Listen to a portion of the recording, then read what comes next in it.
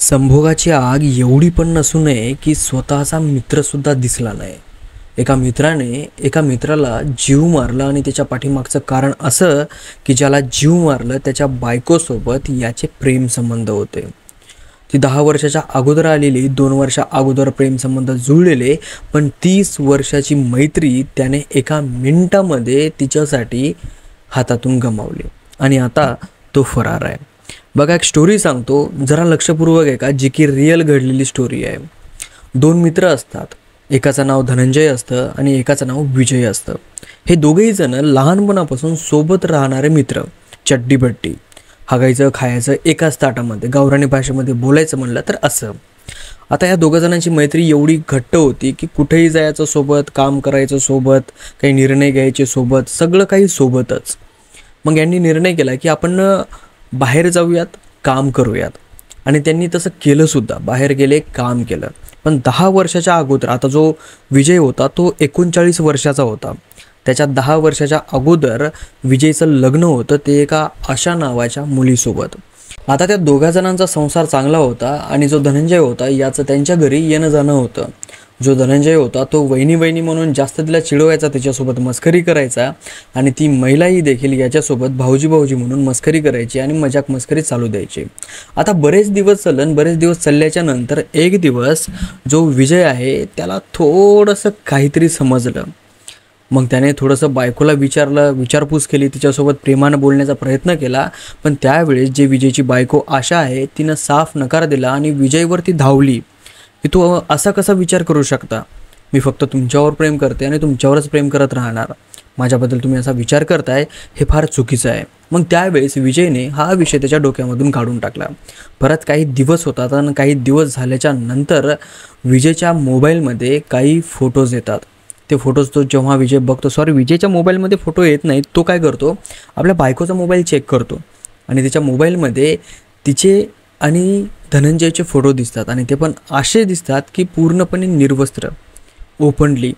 विजयला राग येतो. राग आल्याच्या नंतर विजय त्याच्या बायकोसोबत भांडणं करतो, थोडीशी मारपीट करतो, आणि त्याच्यानंतर तिला म्हणतो की तू असं का केलंस.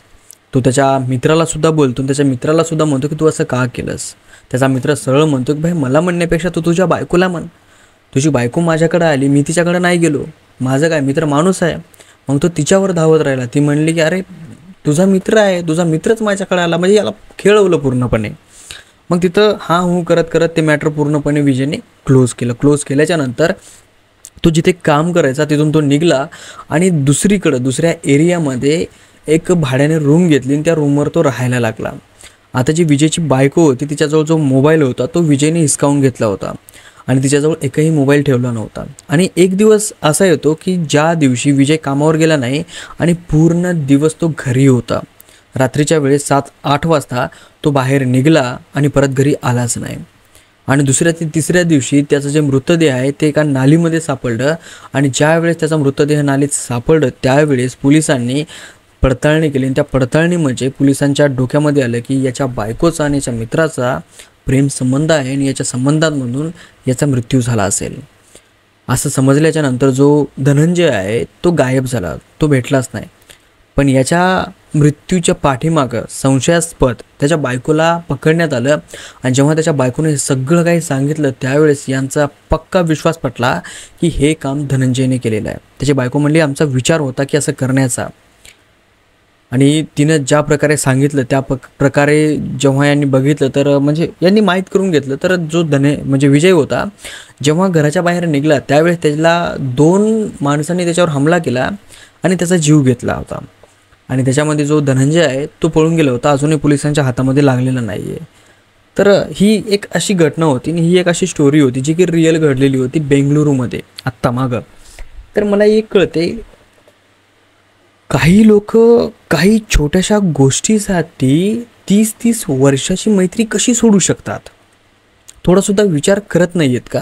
बरं, तसं म्हणतो या कलियुगामध्ये अनेक अशा घटना आहेत ज्या की फार विचित्र आहेत आणि आपल्या डोळ्यासमोर येत आहेत, आणि आपण त्या वाचतो, बघतो, ऐकतो. तर ही गोष्ट तर छोटी आहे. त्यामुळं सांभाळून राहा, केअरफुली राहा आणि वाचून राहा. जर तुम्हाला वाटत असेल की बाबा तुमच्यासोबत असं काय होणार आहे तर तिथून तुम्ही पहिले हात बाहेर काढा. जीव आहे तर सगळं आहे. ते हिंदीमध्ये एक म्हण आहे ना, जहान आहे तो जहान आहे, तसला काहीतरी प्रकार असतो.